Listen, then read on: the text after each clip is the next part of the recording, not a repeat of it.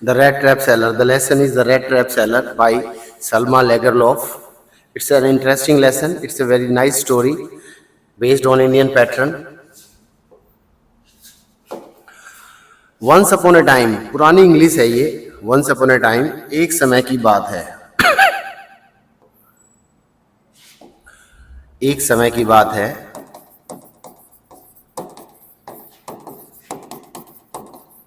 इसको ऐसे भी सकते हैं, लॉन्ग लॉन्ग अगो. ये भी पुरानी इंग्लिश है. आजकल सिर्फ लिखते हैं once. Once there was a king. एक बार एक राजा था. There was a man. एक आदमी होता था. Who went around selling small rat traps of wire. जो तार से बने हुए चूहे के पिंजरे बेचते हुए इधर उधर घूमता रहता था. He made them himself. वो स्वयं उन्हें अपने हाथ से बनाता था. At odd moments. कभी भी, रात को, दिन में. From the material he got begging at the stores. और इधर उधर फार्म वार्म से कहीं से तार वार मांग लाता था. उससे वो चलता था. The business was not specially profitable. ये काम उसका कोई ज्यादा प्रॉफिटेबल नहीं था. कुछ ज्यादा मुनाफा नहीं होता था. So he had to resort to both begging and petty thievery. Resort to miss he did. वो करता था. क्या करता था? कभी भीख मांग लेता था और कभी कभी छोटी मोटी चोरी. छोटी चोरी, किसी की बोतल उठा लाया, किसी का बैग उठा लाया, किसी का बनियान उठा लाया. To keep body and soul together का मतलब सर्वाइव, जिंदा रहने के लिए, सर्वाइवल के लिए कभी कभी ऐसा भी कर देता था. इवन सो हिज क्लोथ्स वर इन रैग्स. फटे पुराने कपड़े थे. उसके चीक्स जो है वो अंदर धंसे हुए थे. And hunger loomed large. एक वर्ड होता है लूम्ड, लार्ज. बड़ी बड़ी दिख रही थी उसके चेहरे पर. उसकी आंखों से, उसके चेहरे से, उसके हाव भाव से ये दिख रहा था कि वो भूखा है. No one can imagine how sad and monotonous life can be such a vagabond. ऐसे व्यक्ति के लिए कोई कल्पना भी नहीं कर सकता लाइफ कितनी टफ हो सकती है. हु प्लोड. प्लोड का मतलब मूड, जो घूमता रहता था सड़कों पे और अपनी विचारों में खोया रहता था. विचारों में मगन रहता था. आद आगे आएगा. But one day this man had fallen into A line. एक दिन इसको भी फिलॉसफी सूझ गई. हर आदमी एक फिलोसोफर है. Every man is a thinker. Every one of us, every one is a thinker. और जो थिंकर है उसको फिलोसोफर कहते हैं.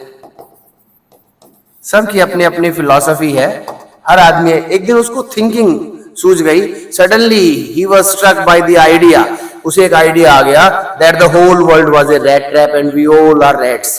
कि ये पूरी दुनिया एक रैट ट्रैप है और हम सब रैट्स हैं. और ये बात वो बात, और हमें छोटी मोटी चीजों के लालच में हम फंस जाते हैं, वगैरह वगैरह. ठीक है ना. ये उसका एक दिन सोच थी. One dark evening. एक शाम को वो जा रहा था. Triassic means walking. धीरे धीरे थका हारा सा जा रहा था सड़क पे. जब उसको एक छोटी सी कॉटेज दिख गई. कॉटेज रोड साइड पे थी. उसने दरवाजा खटखटाया. तो एक बूढ़ा आदमी आया. अक्सर लोग उसे मना कर देते थे, नहीं नहीं हमारे यहाँ कोई ठहरने की जगह नहीं है. An old man without wife. एक बूढ़ा आदमी था जिसकी वाइफ नहीं थी, बच्चे नहीं थे. वो खुश था कि कोई तो आया उसके अकेलेपन में साथ देने के लिए, बैठने के लिए. उसने उसको दलिया खिलाया, आग पे रखा. दोनों ने दलिया खाया, सिगार पिया, टबैको तंबाकू पिया और फिर ताश खेले. और इस तरह से जो है दोनों ने थोड़ा समय बिताया इकट्ठे और सारे सीक्रेट शेयर किए. But half an hour later the rat trap seller. अब क्या हुआ? उसने इवन उसको अपने पैसे तक दिखा दिए कि मेरे पास 30 कोरोनर है. 30 कोरोनर. ये मैंने अपनी गाय का दूध बेच के कमाए हैं और उसी से मुझे ये मिले हैं. ये सब भी उसने दिखाया. उसको दिखाया तो उसके बाद क्या हुआ? अब अगले दिन जब सुबह हुई तो रेड ट्रैप सेलर अपने रास्ते चल पड़ा और वो जो क्रॉफ्टर था वो अपनी गाय का दूध निकालने चला गया. लेकिन but half an hour later the rat trap peddler stood again before the door. वो वापिस आ गया.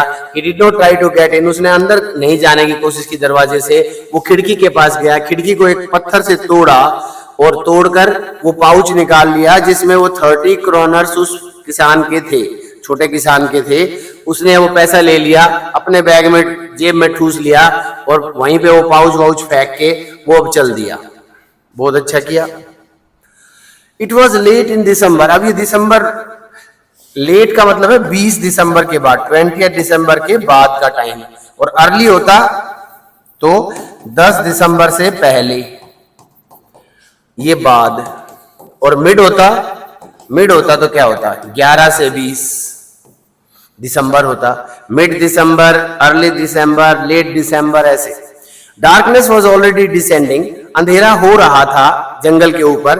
This increase the danger and increase also the gloom. इस ग्लूम का मतलब सैडनेस, उसका उदासी भी बढ़ रही थी और निराशा भी बढ़ रही थी। निराशा के बेटे अब फंस गया, शेर आएंगे, चीते आएंगे, तुम्हें खा जाएंगे। फाइनली ही सा नो वे आउट, उसे बाहर जाने का रास्ता नहीं नजर आया। And he sank down on the ground, sank down मतलब बैठ गया, जमीन पर ही बैठ गया।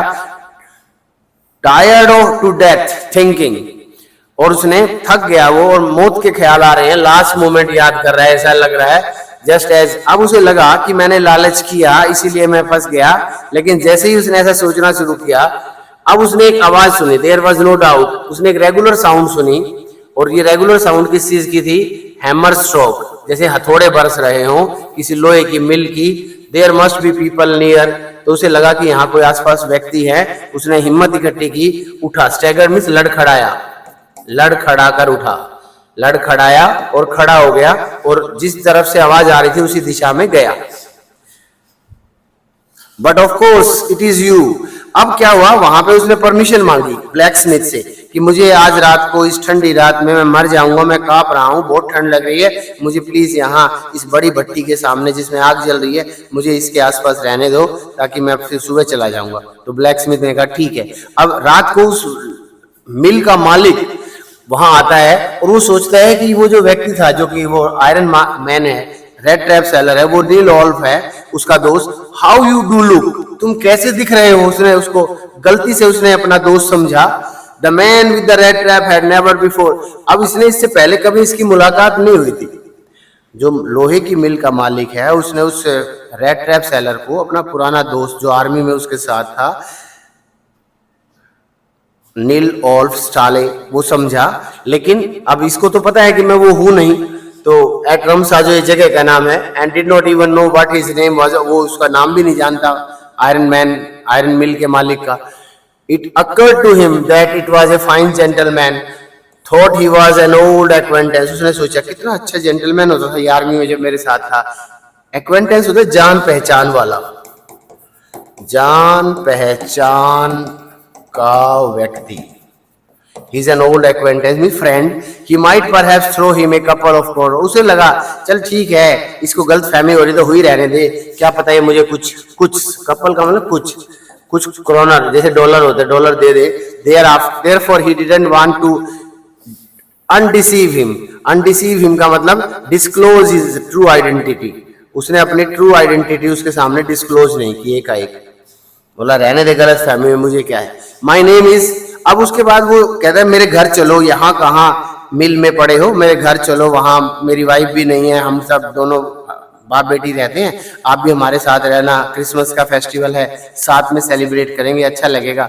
लेकिन उसने कहा नहीं, मैं नहीं जाऊंगा। तो उसे लगा कि शायद अपने फटे पुराने कपड़ों और अपनी इस बुरी हालत की वजह से ये शर्मा रहा है, इसलिए मेरे साथ नहीं जा रहा है। तो उसने फिर बाद में जाके ये बात सब अपनी छोटी बेटी को बताई, 12 साल की लड़की है एडला विलमेंसन। उसने कहा, तो वो यंग गर्ल आती है, माई फादर केम होम, मेरे पिताजी घर आए, उन्होंने बताया कि तुम यहाँ रात को हमारे यहाँ कोटेज में, फोर्स का मतलब मिल, आयरन मिल, यहाँ पे आयरन मिल है, इस कारखाने में तुम रहना चाहते हो। तो उसने उसको कहा मुझे परमिशन दो, मैं तुम्हें घर लेने आई हूँ।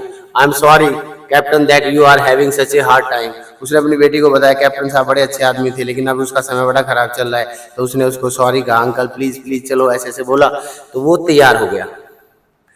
Just as he said this the door open and the stranger entered. Yes now he was a truly clean. अब क्या हुआ, उसको घर ले गए, तो सुबह जब हुई तो नौकर से उसको नहलवाया, शैम्पू वैम्पू दिया, उसके रेजर से सेव की, ब्लेड से, और हेयर कट करवाया, एक कोट पहनाया, बूट दिए। अब क्या लग रहा है वो truly clean, well dress man.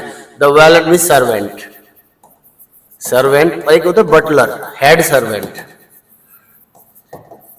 Head servant ने उसे बिल्कुल मांझ दिया, चमका दिया, बेद हिम, उसे नहलाया, वाश भी कई बार लिख देते हैं, धोया, अच्छे से रगड़ रगड़ के धोया, कट ही से उसके बाल काटे, उसको शेव किया।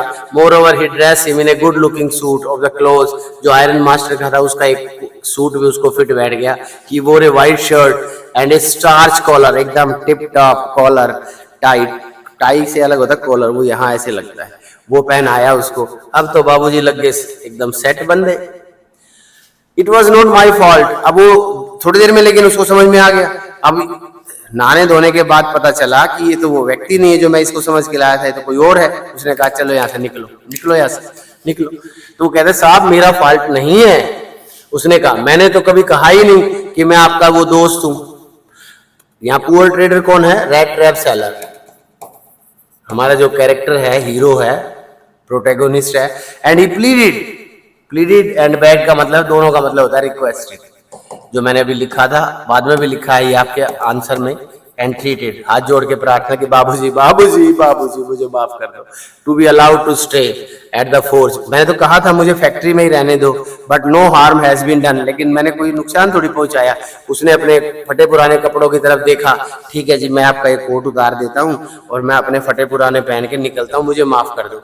Honored and noble miss, since you have done so nice to me all long as if, अब वो कहता है, उसकी लड़की कहती है नहीं नहीं पापा ऐसे नहीं करते, किसी को पहले मान सम्मान से लाते हो, त्योहार का दिन है और फिर ऐसे बेइज्जत करके भगाओगे तो अच्छी बात नहीं पापा, प्लीज, अच्छा नहीं लगता। लड़की का दिल बड़ा कोमल है, तो अपनी लड़की की खुशी के खातिर वो जो आयरन मास्टर है वो कहता है ठीक है खाओ पियो रहो, कल चले जाना। Honoured and noble miss, since you, अब वो बाद में क्या है, वो जाते हैं क्या कहते हैं उसमें, चर्च में जाते हैं वहां प्रेयर के लिए, क्योंकि क्रिसमस है। तो वहां पे पता चलता है कि ये जो रेड ट्रैप सेलर है जिसको हम घर पे लाए हुए हैं, इसने क्रॉफ्टर के 30 क्रोनर चुरा लिए, अर्थात ये चोर भी है, भूखा नंगा तो है ही।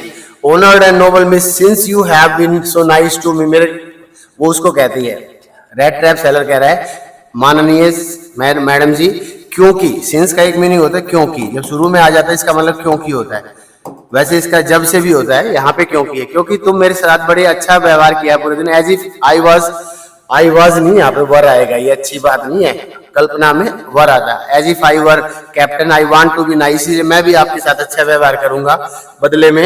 As if I were, again were आएगा, a real captain, for I do not want you to be embarrass और ह्यूमिलिएटेड, मैं नहीं चाहता कि मेरी वजह से आपकी बेइज्जती हो, आपने मुझे इज्जत दी है, इस नाचीज को इज्जत दी है एट दिस क्रिसमस सीजन, वो भी ऐसे क्रिसमस जैसे पवित्र त्योहार पे एक चोर को आप कोई ऐसा बोले।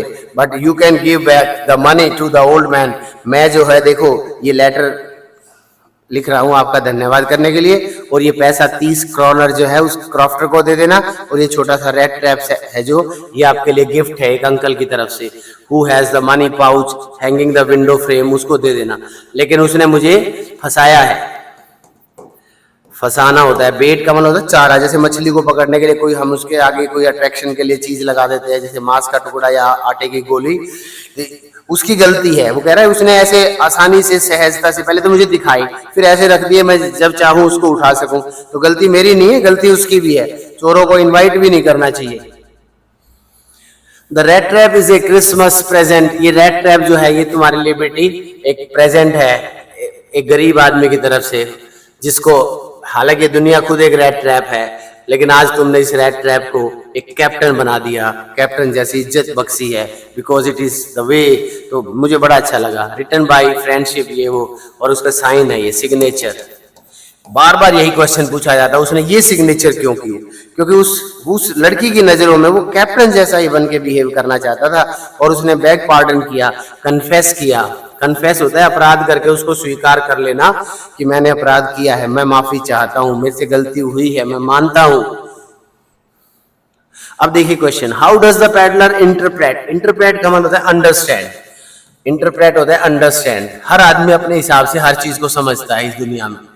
Acts of kindness and hospitality, एक तो क्रॉफ्टर ने जो दिखाया, फिर आयरन मास्टर ने दिखाया, फिर लड़की ने दिखाया। अब क्रॉफ्टर ने दिखाया बिल्कुल ऑनेस्टी थी उसमें, the crofter was honest, was 100% honest. The iron master was worldly wise. Worldly wise होता है जो दुनियादारी को समझते हैं, नो डाउट. लेकिन जो लड़की है, the girl is innocent. The girl is innocent, बहुत ही मासूम है वो, बहुत ही कोमल है उसका हृदय. तीनों का अलग अलग रवैया है. क्रॉफ्टर भी ऑनेस्ट है, ऐसा नहीं है वो चलता पुर्जा है, क्राफ्टी नहीं है. The crofter is not crafty, is not crafty. Crafty होता है चलता पुर्जा. चलता पुर्जा तो हमारा ये हीरो है. द रेड ट्रैप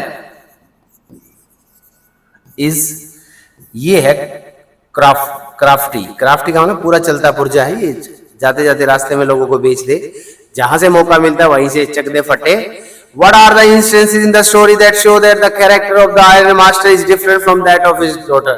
तो मैंने अभी लिखा है, देखो, he is worldly wise, उसे दुनियादारी की समझ है, वो फॉर्मल है, उसका जो कैरेक्टर है वो फॉर्मल है.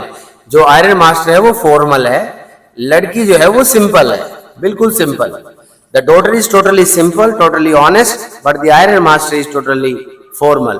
The story has many instances of unexpected reaction. इसमें बहुत से अनएक्सपेक्टेड रिएक्शन हुए, जैसे कि क्रॉफ्टर को उसने लूट लिया, उसने दया की, उसने लूट लिया. फिर बाद में उसको जेल जाना था, शरीफ को बुलाता है उसका बाप, लेकिन वो उसको जेल नहीं जाने देता. उसको कहता है चलो ठीक है, उसको घर में भी रखा, उसको इज्जत भी दी, और अगले दिन फिर दूसरी बात, जो रेड ट्रैप सेलर है उसने भी कैप्टन जैसा बिहेव किया. तो चेंजेस काफी आते हैं कैरेक्टर्स के अंदर. What made the peddler finally change his way? The girls behaviour, the girls behaviour, kind behaviour. लड़की का जो अच्छा व्यवहार है उसकी वजह से उसका चेंज ऑफ हार्ट आता है. What does the metaphor the rat trap serve? Rat trap, ये क्या मेटाफर है? प्रीडिकामेंट में दुविधा.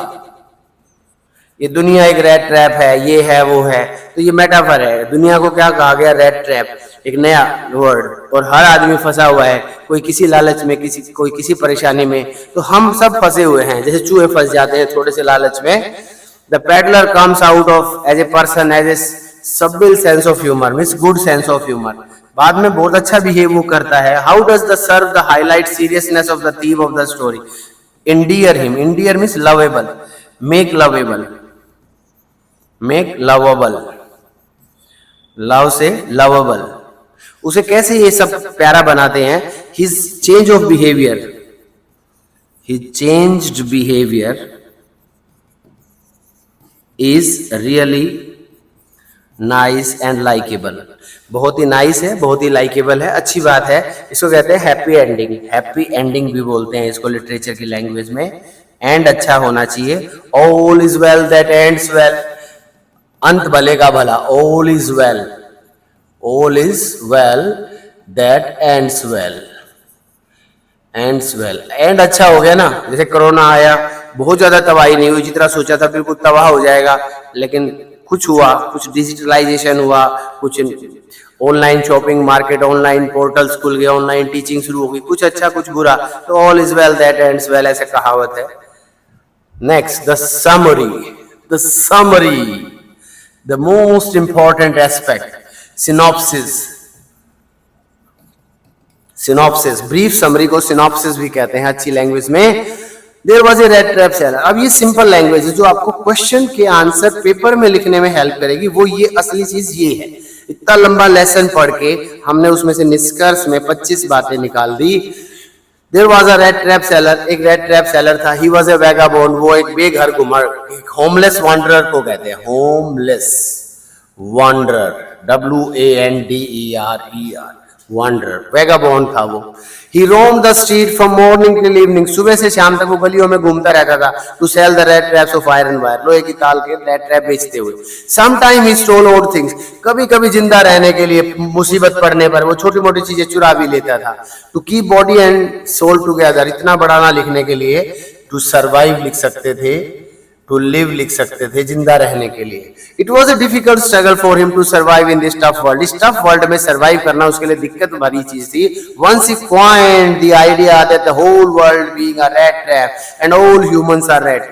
एक बार उसके दिमाग में एक सुपर आइडिया आ गया. He hit upon, coin का मतलब hit upon. उसके दिमाग में उसकी खुरापात, hit upon होता है दिमाग में सूझना. हिट अपॉन द आइडिया कि पूरी दुनिया एक रेड ट्रैप है और हम सब चूहे हैं, जिनको सुअर के मांस को पोर्क कहते हैं. चीज तो जानते हैं, पनीर, ब्रेड, कोई फ्रूट लगा के, कुछ भी लगा के हमें फंसाया जा सकता है। पार्ले जी के बिस्किट भी फंसा देते हैं चूहों को। तो one day the rat trap seller stayed at the cottage of an old crofter. Small farmer होता है ये, विदाउट हिज ओन लैंड, किसी और की लैंड पे खेती करता है। ऐसे व्यक्ति को फेजेंट भी बोलते हैं, छोटा सा किसान, pheasant, PEASANT। The crofter was a generous man. Generous होता है खुले दिल का, बड़ा ही दयालु, उदार हृदय व्यक्ति था। He shared the dinner and with the rat trap seller. उसने खाना खाया साथ मिलके, ताश खेले। द क्रॉफ्टर टोल्ड, और सारे सीक्रेट बता दिए उसको, जितने भी उसके सीक्रेट थे लाइफ के, वो सारे बता दिए, सारे के सारे ही बता दिए कि मेरे ये बातें मेरे साथ हुई, ये हुआ, वो हुआ। ही इवन शोड, इसने यहाँ तक पैसा भी दिखा दिया कि मेरे पास इतने पैसे हैं आज तक इकट्ठे हुए, जो मैंने अपना दूध एक क्रीमरी, मतलब जहाँ क्रीम निकालते हैं वहां बेचता हूँ मैं। मेरी गाय है वो खूब दूध देती है, उसका दूध बेचता हूँ और मुझे आज तक इतने पैसे जमा हुए। वे गहरी नींद सो गई। अगले सुबह क्रॉफ्टर अपनी गाय का दूध निकालने चला गया। रेड ट्रैप सेलर अपने रेड ट्रैप्स बेचने के लिए अपने रास्ते हो लिया, लेकिन वो वापस आया, खिड़की को तोड़ा पत्थर मार के विद स्टोन, और वे 30 क्रोनर्स उस क्रॉफ्टर के चुरा लिए। लेकिन अब उसने सीधी सड़क नहीं ली, क्योंकि उसे डर था अगर सीधी सड़क से जाऊंगा तो पुलिस पकड़ लेगी, इसलिए उसने वो रास्ता लिया जो जंगलों से होकर गुजरता था। He lost his way, जंगल में रास्ता भूल गया, अंधेरा हो गया। He thought that his death was near, और अब उसे लगा कि उसके लालचवश अब उसका मरना निश्चित है। It was a cold winter night, ठंडी सर्दी की रात थी। क्योंकि लेट दिसंबर था ना, लेट